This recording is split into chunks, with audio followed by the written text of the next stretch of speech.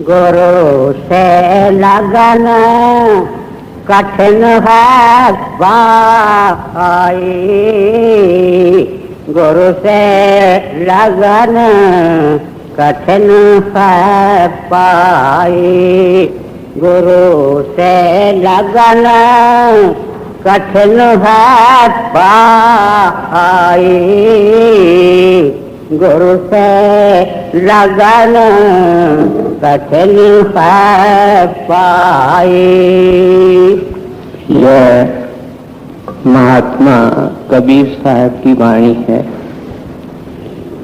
इन महात्माओं की वाणी से हमको बार बार ये चेतावनी मिलती है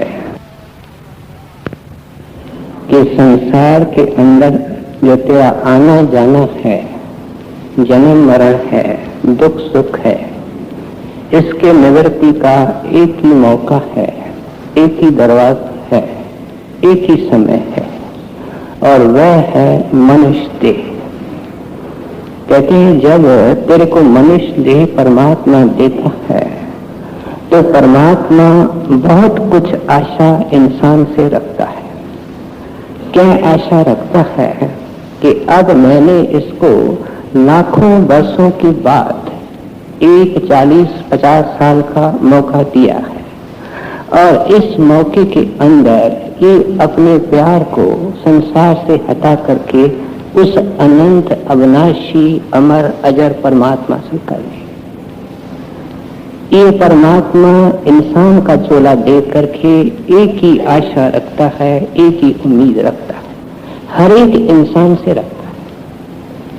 ये नहीं कि धर्मात्मा इसमें लगेंगे, चोर नहीं लगेंगे। धर्मात्मा रह जाते हैं और चोर और डाकू तर जाते हैं। आशा वो सबसे रखता है। कहते हैं अब ये काम हमारा कैसे हो कि हमारा सारी प्रीत और प्यार संसार से हटे और एक नुक्ते, एक बिंदु और एक पॉइंट पे आ जाए, प्रभु के साथ जुड़ जाए। हमने तो प्रभु को देखा नहीं, वो अलग है, अगम है, अगोचर है। ये काम एक असंभव सा काम है। पहाड़ों के ऊपर चढ़ना आसान, समुद्रों को पार करना आसान, लेकिन ये काम हमारा जुगों जुगों से नहीं हुआ। मुश्किल नहीं, अति मुश्किल है। कहते हैं अब इसको आसान करने के लिए परमात्मा ने ही प्रबंध किया है। और परमात्मा देखता है कि ये लाचार हैं, ये अज्ञानी हैं, ये अंधे हैं, ये मेरे को क्या जाने, मेरे प्रीत को क्या जाने। इनको क्या पता कि मैंने इंसान के चोले को बना करके 10 महीने इनके मस्तक के अंदर मैंने क्या रखा है, क्या दौलत, क्या खुशी, क्या बेअंत शांति मैंने इनके मस्तक के अंदर रखी है। ये अंधे हैं। ये सब चीज समझाने के लिए उसको खुद आना पड़ता है, और उसको ही हम गुरु कहते हैं, सच्चा गुरु कहते हैं। दुनिया के अंदर उस सच्चे गुरु की नकल है, उससे हमारा कोई वास्ता नहीं। दुनिया में हर एक चीज की नकल है, क्योंकि हीरे मोती बहुत महंगे होते हैं, इसलिए उनकी नकल बहुत बारीकी से होती है। ये तो हीरे मोती से भी महंगे हैं, इनकी नकल भी बहुत है। लेकिन असल खरीद करने वाले असल को खरीद ही कर लेते हैं। अगर असल के खरीद करने वाले जिज्ञासु नहीं होते हैं तो ठगे जाते हैं। तो इसलिए कहते हैं उसका प्रबंध वो परमात्मा स्वयं करता है, और किसी साधु, महात्मा, वली, अवतार, संत, सदगुरु उसके अंदर आकर के समझाता है कि तेरी दुनिया से कैसे प्रीत हट सकती है और उस परमात्मा से कैसे जुड़ सकती है। दुनिया के अंदर पहले हम देखेंगे कि ये जो आज एक अलग सा प्रसंग कबीर साहब दे रहे हैं, और वो प्रसंग लगन का है। लगन क्या चीज है? ये शौक नहीं है, ये शौक से बहुत ऊंची चीज है।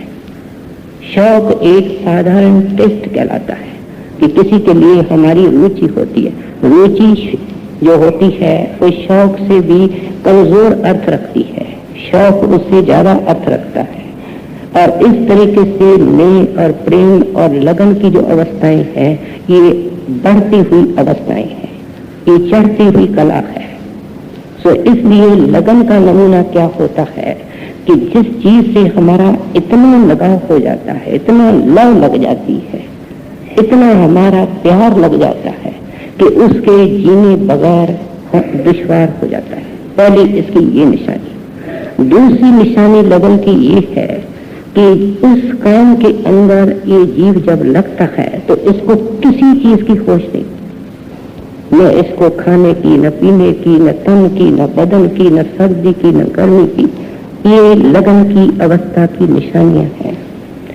तीसरी लगन की ये अवस्था है कि जिस चीज के साथ उसकी लगन है उसको पाने के लिए वो हर किस्म की कीमत देने को तैयार,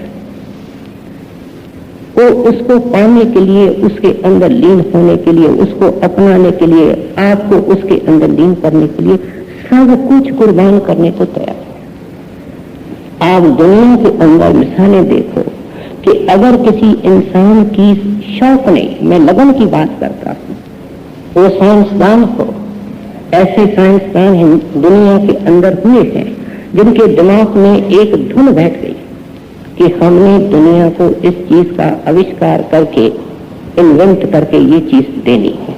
और उनकी जिंदगी पढ़ो, वो एक कमरे के अंदर 30 साल 40 साल रहे, उनके बाल बड़े हो गए, उनकी सेहत कमजोर हो गई, लेकिन वो उस चीज को देख करके ही गए, वो दुनिया से बेसुध हो गए। मैं एक बाहर के लगन का मिसाल दे रहा हूं। एक बड़ा अच्छा पेंटर था। एक होते हैं पेंटर जो सीखते हैं, दूसरे होते हैं जो कलाकार होते हैं, जन्मों जन्मों के कलाकार होते हैं। बड़ा ऊंचे दर्जे का पेंटर था और कोई मनपसंद पेंटिंग तैयार कर रहा था। मकान के छत पर बैठा था। जब उसने पेंटिंग तैयार कर ली तो ये पेंटिंग को देखने के लिए पेंटर पीछे हटा कि मैं देखूं कि दूर से कैसे लगती है। जैसे वो हटा, उसको कोई होश नहीं है। तो इतने में उसके नौकर ने या घर वाले ने सोचा कि ये ऊपर गए हुए बहुत देर हुई है, वो पानी का गिलास लेकर के ऊपर आ रहा है। और जब वो पौड़ियों के ऊपर छत पे पहुंचता है नौकर, तो क्या देखता है कि मालिक हटता जाता है, उसको कोई तन बदन की होश नहीं है, उसकी सारी नजर चित्र के अंदर है, पेंटिंग में। और अब तो इस हालत के अंदर पहुंचा है कि एक कदम उसने उठाना और वो जाकर के गली में पड़ेगा, छत से गिर जाएगा। वो जानता था कि इसकी उस चित्र के अंदर ही जान है। उस नौकर ने क्या किया, बड़ा सूझबूझ वाला नौकर, इसको प्रेजेंस ऑफ माइंड कहते हैं, कि तत्काल ही सही उपाय उसकी सोझी आ जाए। वो पेंटिंग की तरफ दौड़ा, उसको फाड़ दिया। कलाकार रुक गया और वो आगे बढ़ा और नाराज होकर के कहता है, तुम मेरे साथ रहता है, तुमने ये क्या कर दिया, तुमको पता नहीं तुमने कितना नुकसान कर दिया। कहते हैं, साहब मैं माफी चाहता हूं, लेकिन इससे ज्यादा नुकसान होने वाला था और वो आपके जान का नुकसान होने वाला था। मैं एक मिसाल दे रहा हूं कि ये एक दुनिया की रुचि है, एक दुनिया का शौक है। और शौक बढ़ते बढ़ते बढ़ते जब लगन हो जाती है तो तन की सुध बिसर जाती है। उसको प्यास याद नहीं थी, उसके नौकर को याद ख्याल आया कि इसने पानी नहीं पिया है। आप दुनिया के जो बाहर के आशिक हैं, हमने 3-4 बड़े मशहूर इतिहास पढ़े। लैली मजनू का पढ़ा है, हीर रांझा का पढ़ा है। हीर के बारे में आपने सुना होगा कि जब वो व्यापारी आते हैं तो ये जो रांझा था वो हीर के सामने नहीं आया, हीर को केवल उसकी तस्वीर दिखाई गई थी कि ये हमारे मकरान के बादशाह का शहजादा है। और उस तस्वीर को देख करके हीर ने बाप को कहा कि मैंने इससे शादी कर ली, बस इसकी मैं बन गई है और किसी तरीके से इसको बुलाओ। उस दिन के बाद हीर ने कभी नींद नहीं की। वो आया, ये लंबा इतिहास है किस तरीके से उनको धोखा मिला, उनकी शादी नहीं हुई और उसके पीछे भटकती भटकती मर गई। लेकिन उस लगन के अंदर उसको आनंद मिलता था, उसको नहीं छोड़ा। इसको अंग्रेजी के अंदर लव एट फर्स्ट साइट कहते हैं। यही हाल मजनू का था। एक दिन मजनू लैली को मिलने नहीं आया, कोई ना कोई बहाना करके खिड़की के नीचे आता था, क्योंकि वो तो बादशाह की लड़की थी। वो भी बहाना ढूंढती रहती थी उसको देखने का। उनके अंदर कोई काम वासना नहीं थी, एक अजीब संसारी प्रीत थी, शारीरिक प्रीत थी जिसने रूप ऊंचा ले लिया था। उनका जीना, उनके जीवन की खुराक एक दूसरे से बात करना और मिलना और देखना था। ये उनके जीवन की खुराक थी। मैं बाहर की बात कर रहा हूं। एक दिन जब वो उनके पास नहीं आया तो इसने इंतजार किया और बेसब्र हो उठी और अंधेरे के अंदर निकल पड़ी। उस वक्त एक मस्जिद के पास से निकलती है और मुल्ला जब नमाज पढ़ता है तो चटाई बिछा लेता है, जिसको मुसल्ला कहते हैं। अब ये इसको तन बदन की आशिक को, जो प्रीतमा थी, उसको अपने प्रीतम का ही ख्याल था।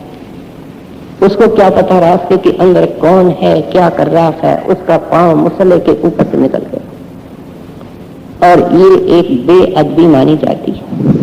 लेकिन उस बेचारी को क्या होश।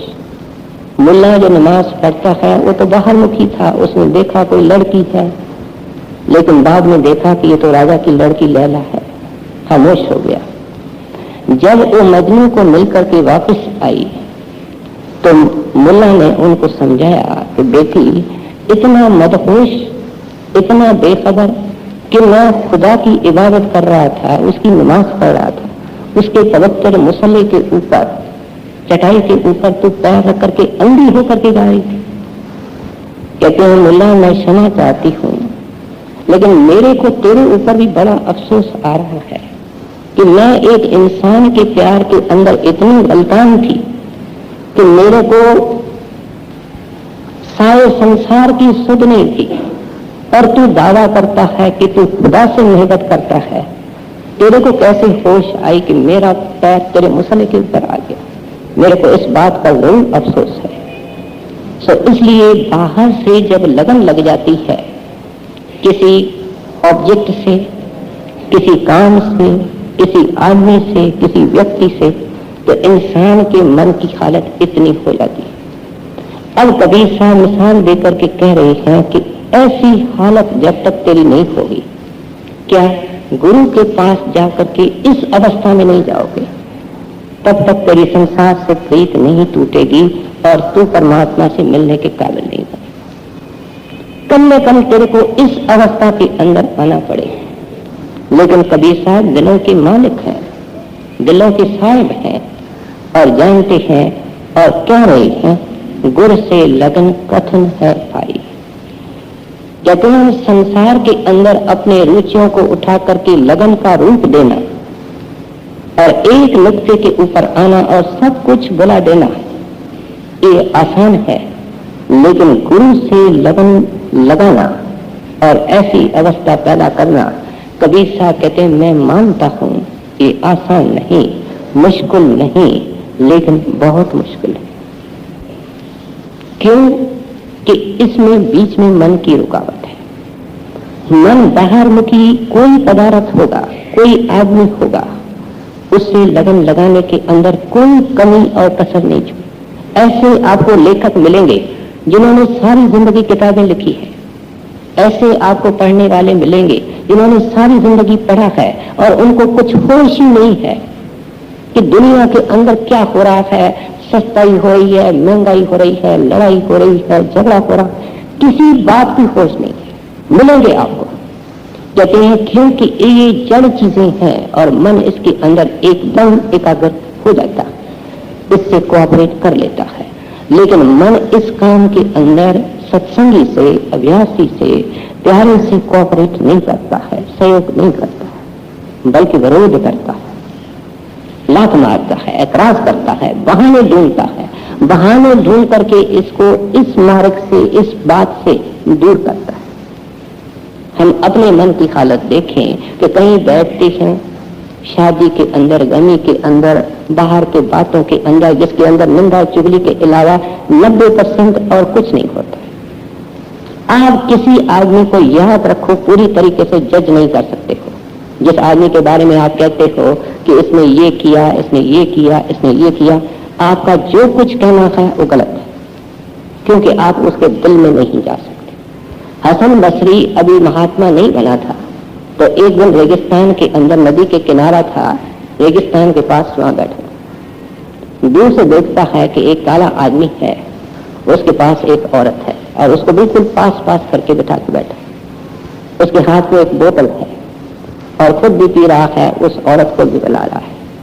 उसके मन में नफरत आ गई कि ये बड़ा गंदा आदमी है। थोड़ी देर के बाद तूफान आया और सामने नदी के अंदर एक किश्ती आ रही थी और किश्ती के अंदर 6 या 7 आदमी थे, वो डूब गए। उस आदमी ने एकदम छलांग मारा और तैरना जानता था, 6 आदमी को निकाल करके, बड़ा कमाई वाला था, आया हसन बसरी के पास जो अभी परमारथ के अंदर बच्चा था। कहते हैं तूने जो मेरे बारे में सोचा था, अब 7वें आदमी को तू जाकर के अंदर से निकाल। एक अंदर आदमी और पानी में पड़ा है। याद रख, किसी के बारे में इसके बाद कोई फैसला नहीं करना। वो जो औरत मेरे पास बैठी थी वो मेरी माता थी और बोतल के अंदर पानी था। तुमने मन में क्या सोचा था? वो ऐसा कमाई वाला था जो उसके मन के विचारों को परख सकता था। ये एक मिसाल सामने लाएं तो हम जितना भी किसी के प्रति कहते हैं वो हमारा बंद हो जाए।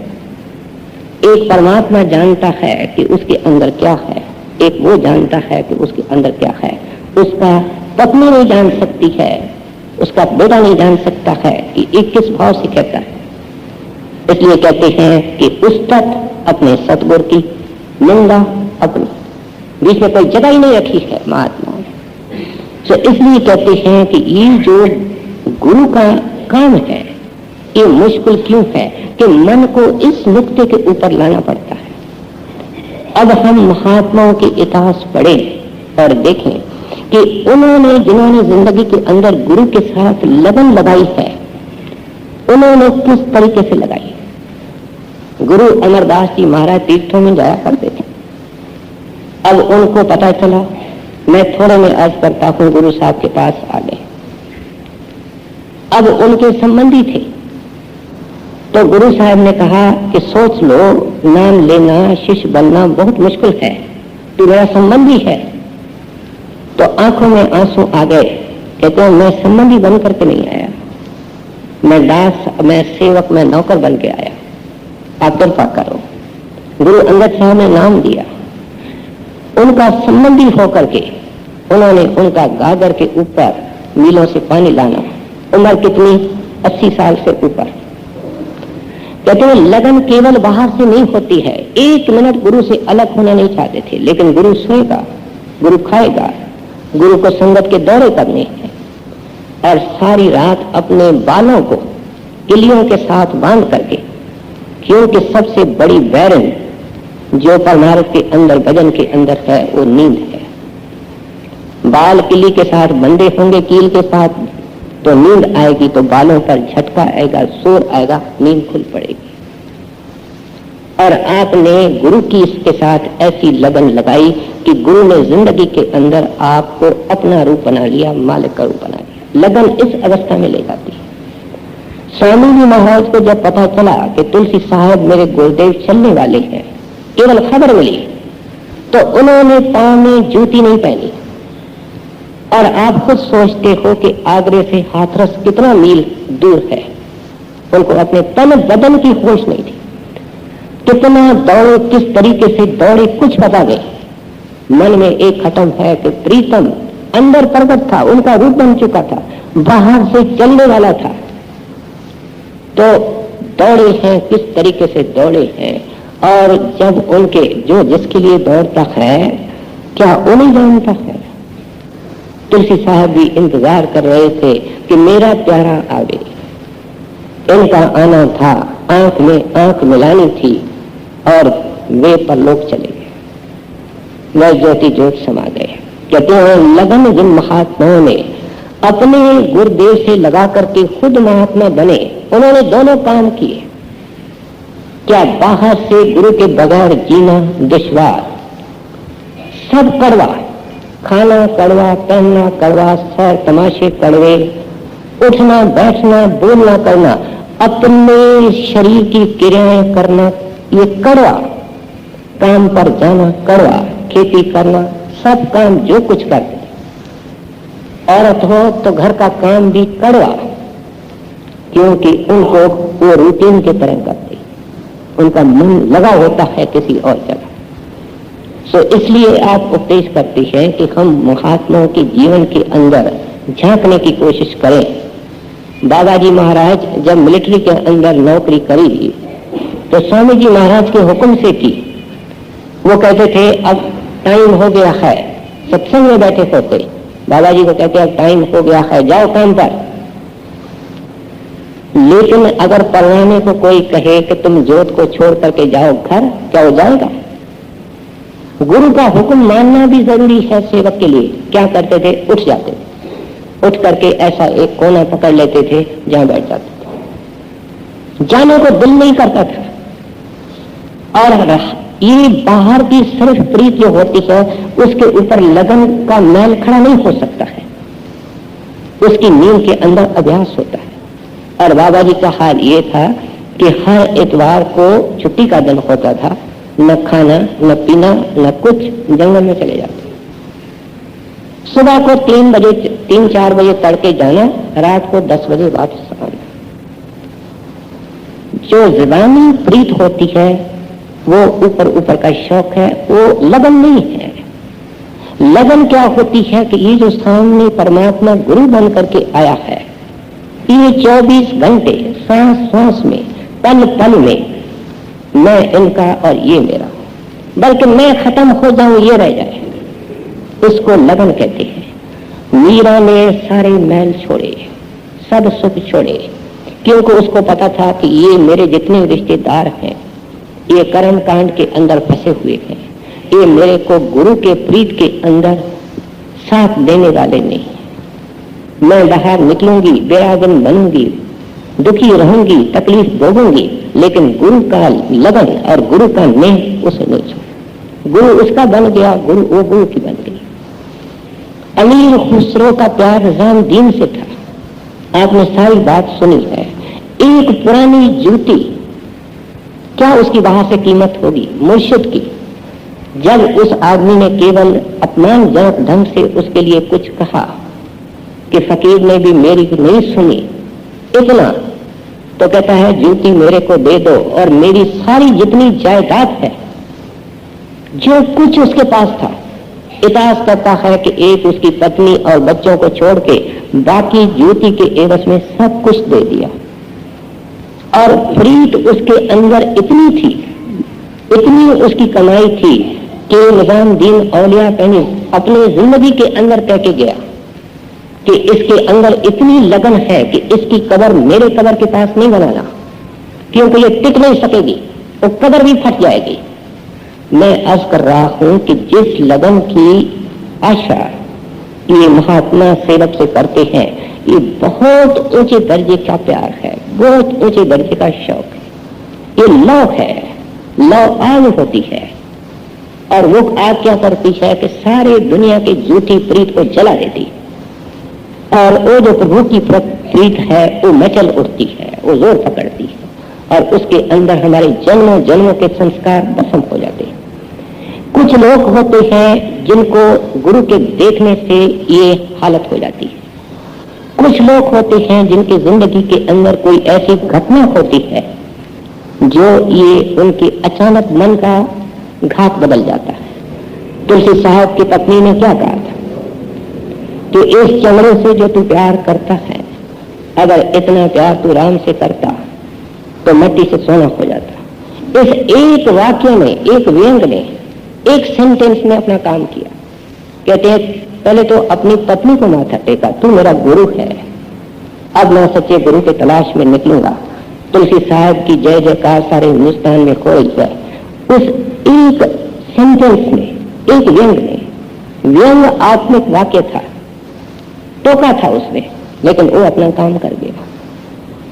एक औरंगजेब के दरबार के अंदर एक हिंदू वजीर रहता था, उसका नाम वली राम था, और बहुत ही अच्छी ख्यालों का था, परमात्मा की तरफ उसका झुकाव था, लेकिन संसार में भी फंसा हुआ था। एक बार वो दरबार में आया, कुछ लेट हो गया।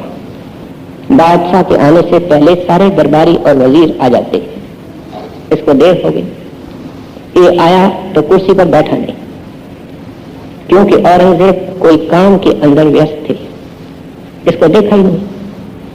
इन्होंने एक बार सलाम मारा, उसने देखा नहीं। 2 बार मारा, 3 बार, 5 बार, 6 बार, हाथ जोड़े, नमस्कार किया, वो अपने काम में व्यस्त थे। और वो क्या रहा था कि एक पीली मक्खी उनके पाजामे के अंदर, उनके सलवार के अंदर चली गई थी और वो उनको सारे शरीर में काट रही थी। उसके बावजूद भी उस अदब को निभाने के लिए वो खड़े थे और सलाम कर रहे थे। लेकिन जब 10-20 बार उसने जवाब नहीं दिया, एकदम उसके मन के अंदर क्रांति आ गई कि ये झूठा बादशाह, उसके पीछे, उसके सामने तू खड़ा है और वो तेरे सलाम का जवाब नहीं देता है। क्यों न उन बादशाहों के बादशाह की सेवा की जाए जो दिलों का मालिक है और जब जोड़ लेता है तो अलग नहीं करता है। वहां से रवाना हो गया, रवाना हो गया, घर आया। घर आकर के पता नहीं उसने क्या किया, वहां से भी निकल गया। जब औरंगजेब काम से फारिग हुआ, पूछा वलीराम आज नहीं आया? कहते हैं महाराज हजरत वो आया था, खड़ा रहा, आपको कई बार सलाम किया और वो चला गया। वो बहुत उसका एक आज्ञाकारी और नेक दिल वजीर था। औरंगजेब भी महसूस किया कि मेरे से गलती हुई। वो उनके घर गया, देखता है घर में नहीं है। घर वालों से पता किया, कहते हैं पता नहीं कहां गया। औरंगजेब भी को भी खतक थी, एक लायक आदमी था, उसका उपयोगी वजीर था। पूछताछ करके जाकर के जंगल में पहुंचता, देखता है वलीराम की आंखें बंद। कहते हैं वलीराम मैं खड़ा हूं। कहते खड़ा रहो, कोई वक्त था जब मैं भी खड़ा था, अब मैं उस बादशाह के सामने खड़ा होना चाहता हूं। मैं मुर्शिद की तलाश गुरु है, वो एक सांस भी उसको नहीं बिसरते।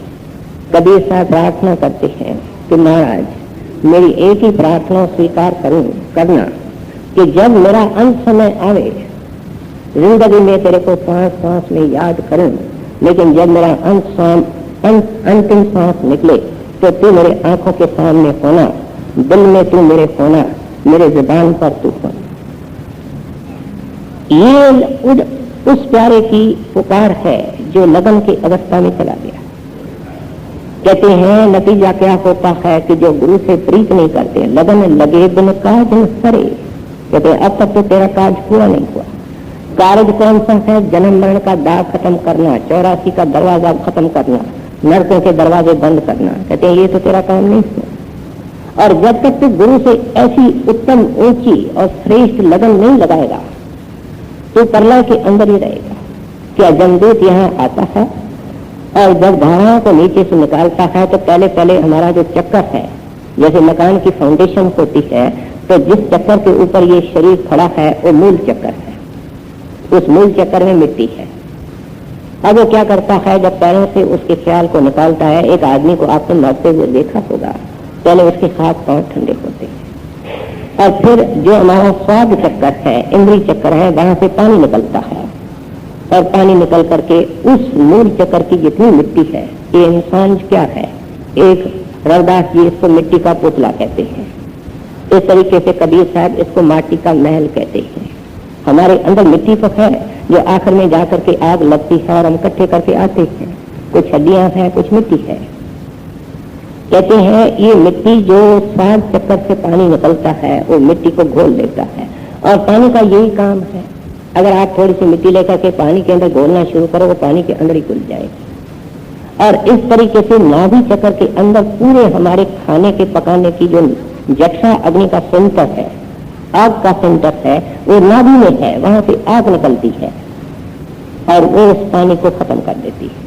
आप एक पतीला पानी का अगर आग के ऊपर रखते हो तो क्या होता है, धीरे धीरे धीरे धीरे पानी सूखना शुरू करता है और सूख करके क्या बनता है, बाप बनती है और बाप कहाँ जाती है, ऊपर जाती है और ऊपर जाकर के वायु के साथ मिलकर के कहाँ जाती है, आकाश में लीन हो जाती है। यही नाभि चक्कर से जब अग्नि निकलती है तो हृदय चक्कर से हवा निकलती है, उस अग्नि को खत्म करती है। यहाँ आया तो उस आदमी को शरीर की होश नहीं होती और कंठ चक्कर से ये हृदय और कंठ चक्र से जो हवा निकलती है तो यहाँ तक शरीर सुन हो जाता है, हिचकी चलती है और आखिर में आंखों की पुतलियां बदलती हैं तो जमदूत इसको शरीर से अलग कर देता है। कहते हैं ये है परलय। कहते हैं इस परलय को तुमने अनंत बार देखा है और फिर इस परलय को देखोगे। लगन लगे बिन काज न करे।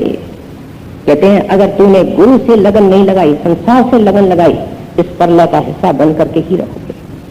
लगन लगे बिना काच न सर है, जीव परलय होए जाए।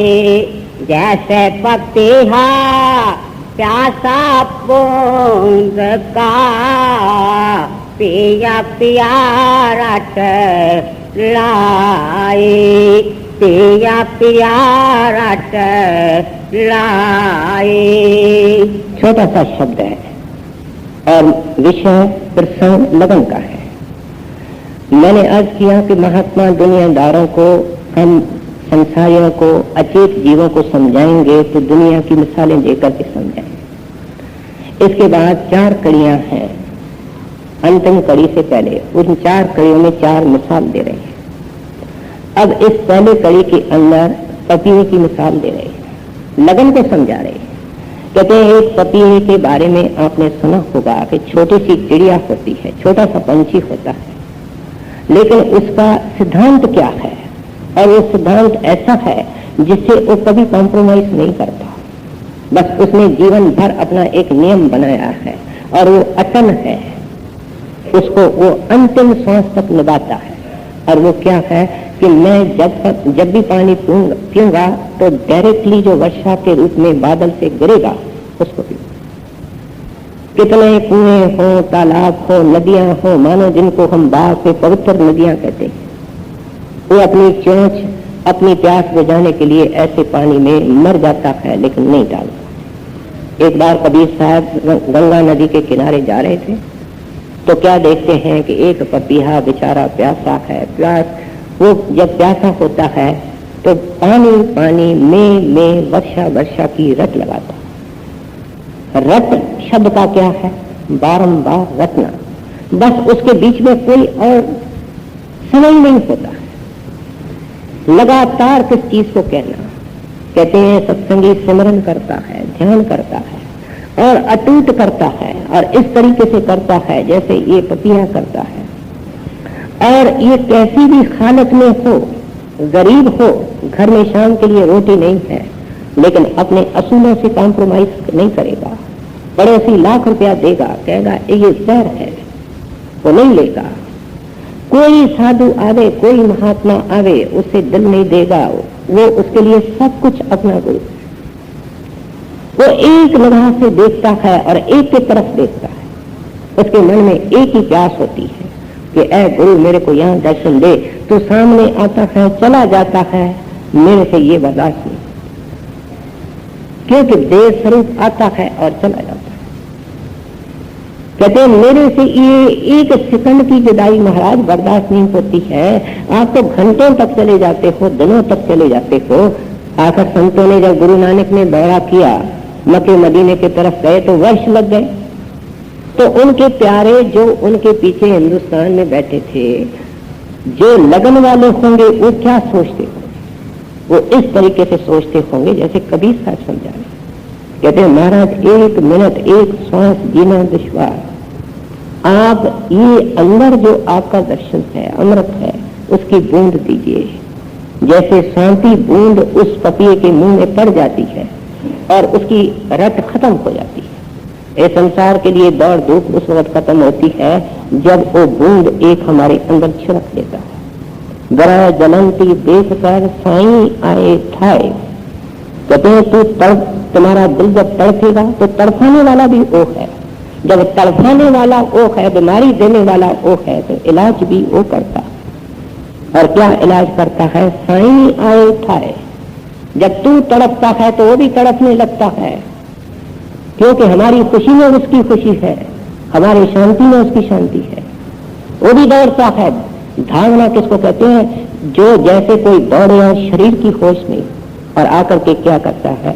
प्रेम बूंद छिड़क के वो अमृत जो अंदर है वही प्रेम है, वो अमृत की एक बूंद हमारे मुंह में डाल देता है।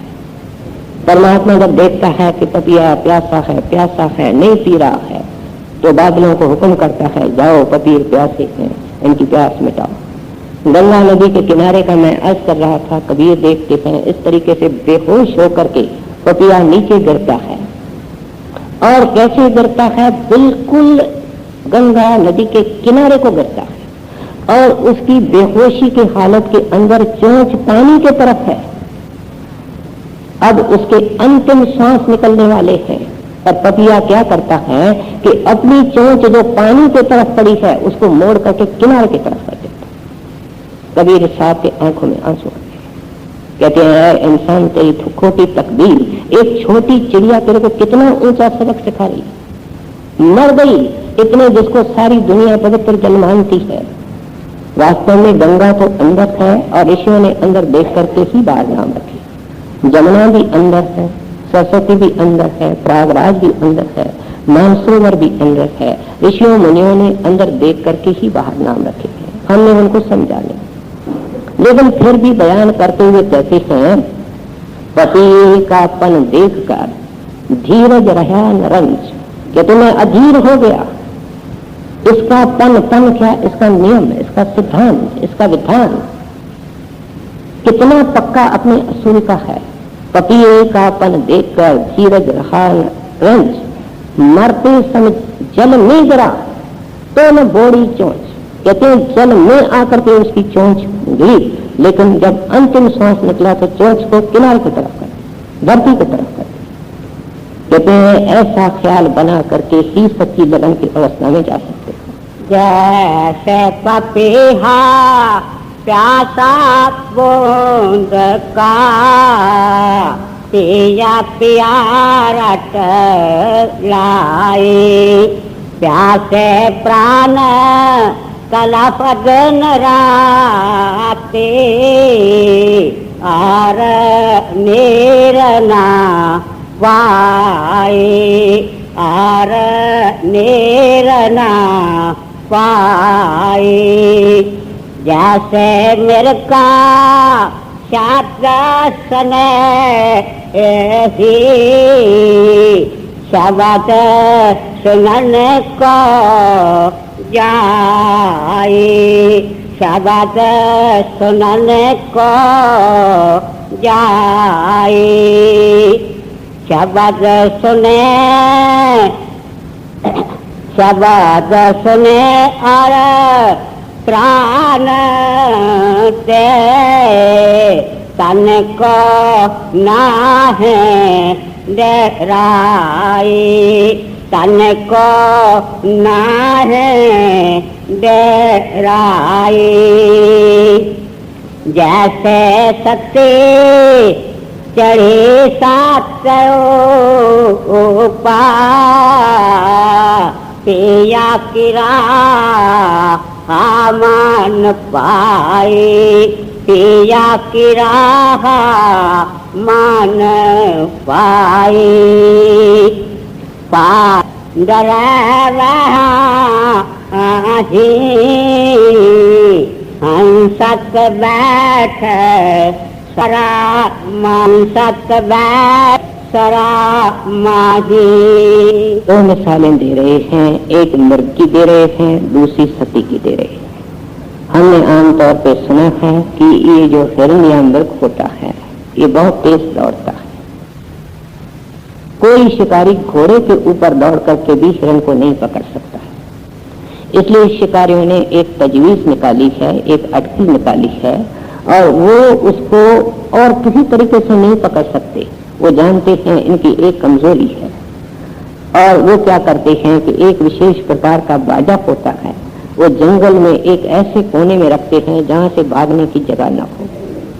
वहां जाकर के उस बजाने का वो जो एक्सपर्ट होता है बाजे बजाने का, वो बाजा बजाता है, और वहां से जो एक अद्भुत धुन निकलती है, जंगल में हिरण जब उसको सुनता है, वो कितना भी दूर हो, जब उसके कान के अंदर उसकी आवाज जाती है तो उस आवाज की वो डायरेक्शन मुकर कर लेता है और उसके पीछे पीछे दौड़ता है। किस तरफ से आवाज आ रही है, किस तरफ से आवाज आ रही है, और धीरे धीरे धीरे धीरे उस आवाज के पीछे आकर के वो जो इंस्ट्रूमेंट है जो बज रहा है, उसके अंदर से जो आवाज निकल रही है, उसके लिए उसको इतनी एफिनिटी है, इतना उसके लिए प्यार और लगन है कि उससे 1 इंच भी अलग नहीं रहना चाहता है। हैरत की बात है।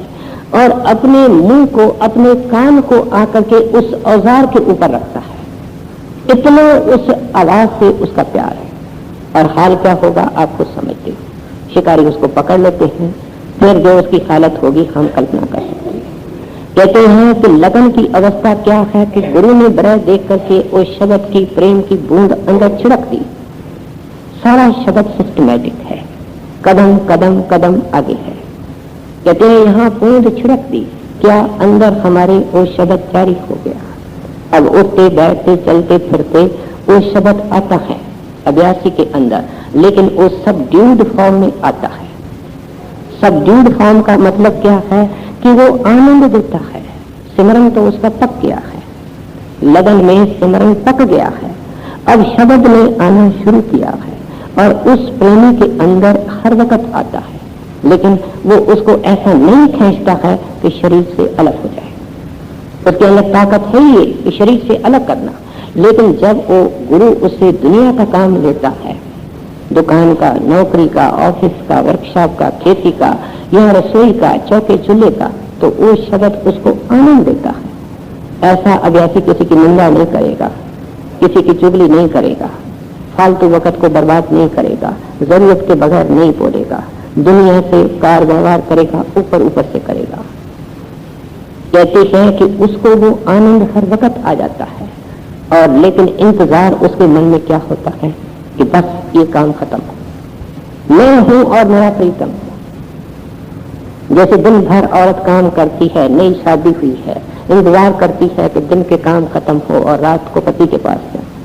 ये अभ्यासी का ख्याल होता है कि ये मेरे बोझ बने हुए हैं, खत्म हो, मैं बैठूं और मेरे को वो अंदर की जो आवाज है वो खींच करके मेरे को ले जाए। कहते हैं उसके पीछे ऐसा दौड़ता है जैसे नाग दौड़ता है। एक बहुत बड़ा सबक सिखा रहे हैं। क्या सबक सिखा रहे हैं कि अंदर बेअंत रचना है, बेअंत नजारे हैं, बेअंत शक्लें हैं। ऐसी शक्लें हैं जिसका कोई सुंदरता का नमूना संसार में नहीं, ऐसे नजारे हैं जिसका कोई बाहर से नमूना नहीं है। कहते हैं अभ्यासी और लगन वाला क्या करता है, इधर नहीं देखता, उधर नहीं देखता, वो अपने ख्याल को उस हिरण की तरह आवाज में रखता है और वो देखता है कि ये आवाज कहां से आ रही है, उस डायरेक्शन में दौड़ता है। गुरु भी यही है, गुरु और कुछ नहीं है। गुरु घंटे की आवाज है, वो बाद में ओम की आवाज बनता है। गुरु यही है, इसके पीछे जाना, गुरु के पीछे जाना है। एक पहले स्टेज पे तो गुरु का स्वरूप इसलिए होता है बाहर जैसा कि ये समझ जाए कि मेरे को बाहर कौन मिला था, वही मालिक है, वही शब्द है। कहते हैं वो प्रेमी उस शब्द के पीछे पीछे जाता है, रचना से उसका कोई वास्ता नहीं। रचना क्या है, घर के आदमी, वो पति से मिलना चाहता है। कहते हैं इतना ऊंचा ख्याल लेकर के लगन वाला अंदर जाता है। फिर कहते हैं, मिसाल दे रहे हैं सती की। कहते हैं उससे पहले क्या होता है जब सिमरन ज्ञान पकाता है, ये आसान काम नहीं। मैंने अर्ज किया, एक बाल को खींचते हैं दर्द होगा, पैरों के तलियों से लेकर के यहाँ तक अपने ख्याल को लाना। उसकी मिसाल क्या दे रहे हैं, कहते हैं जैसे सती एक जीता आदमी जीते आग में पड़ जाए, उसको कितनी तकलीफ होती हो, लेकिन कहते हैं इस सारी तकलीफ को वो खुशी खुशी से बर्दाश्त करता है, क्योंकि उसको पता है कि इस प्रीतम के बगैर जीना दुश्वार। मेरा सांस लेना, मेरा खाना, मेरा पीना, मेरा काम, मेरा काज, ये सब सेकेंडरी है, इसकी कोई कीमत ही नहीं है। जो कुछ है सो ये है। और नतीजा क्या होता है कि इस परीक्षा से निकल जाता है, अपने हाथ से ही अपने घर को फूंक देता है। मैल बनाया सारी जिंदगी को पैसे कमा करके और माचिस लेकर के उसको आग लगाना, ये किसी के ऊपर कृपा हो जाए, किसी के ऊपर दया हो जाए, तब ये आग लगती है। लगाने वाला ही लगाता है और ये उसको बर्दाश्त कर लेता है। मालिक जला दो उसको, इसे मैंने बहुत जन्मों जन्मों से प्यार किया है, खत्म करो इस मकान को। कहते हैं जैसे सती खुशी खुशी के साथ हंसती हुई उनको मालाएं पहनाते हैं, तिलक लगाते हैं और वो खुशी खुशी से उसके अंदर छलांग लगाती है। इस तरीके से कहते हैं इस शरीर को वो खाली करता है, शब्द को पकड़ के आगे जाता है। पावक देख डरवह नाही, हंसत बैठ सरा माही। दो तल सन्मुख आन जुड़े हैं, सूरा लेत लड़ाई, सूरा लेत लड़ाई। टुक टुक होए जिरा करनी पर, खेत छोड़ नहीं जाए, खेत छोड़ नहीं जाए। छोड़ो तन अपने की आशा, निरपय होए गुण गाई, निरपय होए गुण गाई। कहत कबीरा सुनो पैसा तो ना है तो जन्म नसाई, ना है तो जन्म नसाई। अब आखिरी मिसाल किसकी दे रहे हैं? सूरमे की दे रहे हैं। कहते हैं हमारे राजस्थान ऐसी गाथाओं से मरा हुआ है कि जिस वक्त सूरमा शस्त्र बांध करके जंग मैदान के अंदर जाता था तो ये ख्याल रख करके जाता था कि यहाँ तो मर करके आना है या मार करके आना है, विजय पा करके आना है। तो इसलिए कहते हैं कि जिस वक्त ये भजन के अंदर बैठता है तो बाहर जितने विकार हैं वो तो हमको पहले ले जाते हैं। आम सत्संगी कहता है मेरे को भूख लगी है, प्यास लगी है, बाथरूम में जाना है, फलाने आदमी को मिलना है, उससे भजन छुड़ा देता है। लगन वाला तो इससे निकल चुका है, वो तो बहुत ऊंची अवस्था में, उसको ये बातें दुनिया की संसारी तंग नहीं करती है। उनके लिए रुकावटें अंदर की शुरू हो जाती है और अंदर के रुकावटों का जिक्र करके आए हैं और बाकी इस कड़ी के अंदर कर रहे हैं।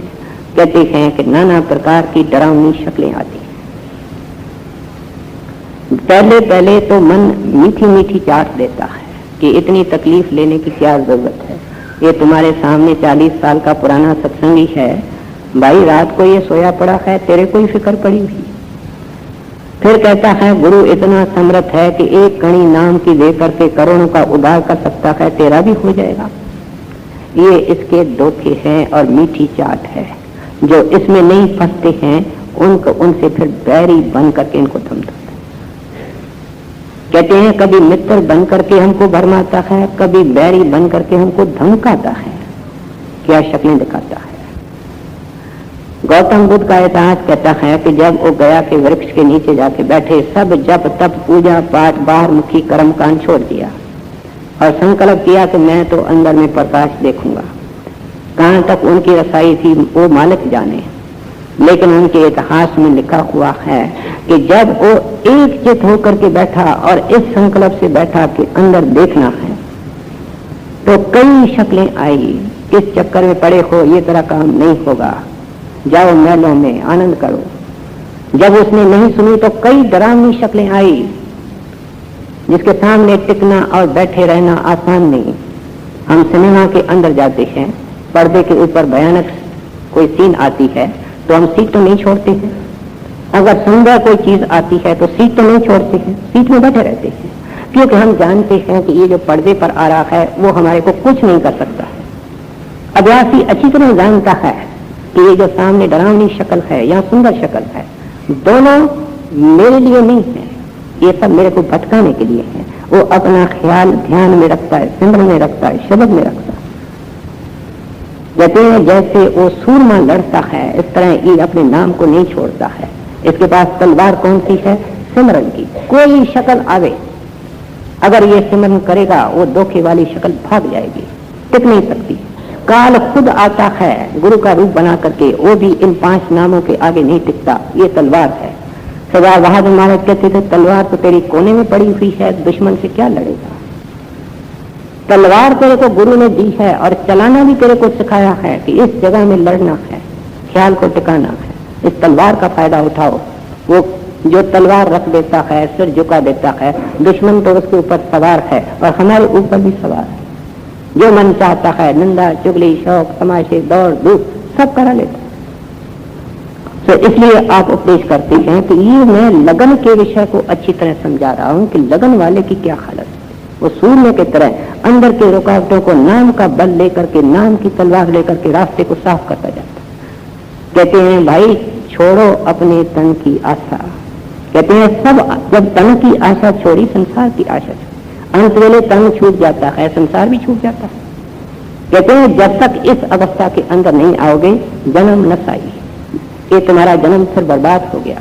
सत्संगी कहता है अगले जन्म में करूंगा, ये उधार का धंधा नहीं है। गुरु चाहता है, कबीर साहब चाहते हैं, महात्मा चाहते हैं कि जिंदगी के अंदर गुरु आया ही इसलिए है, नाम भी इसलिए देता है कि जीव की ये अवस्था बना करके इसको छाती के साथ लगाऊं, इसको अभेद करूं, अपना रूप करूं, साहब का रूप करूं और इसको सदा के लिए सुखी कर दूं। कबीर साहब ने लगन के विषय को बड़ी अच्छी तरह हर पहलू से खोल करके समझा दिया। के आशा मेरे पे कौन गाए, कहते कबीर सुना पाए तो ना है तो जन्म नसाई, ना है तो जन्म नसाई। राधा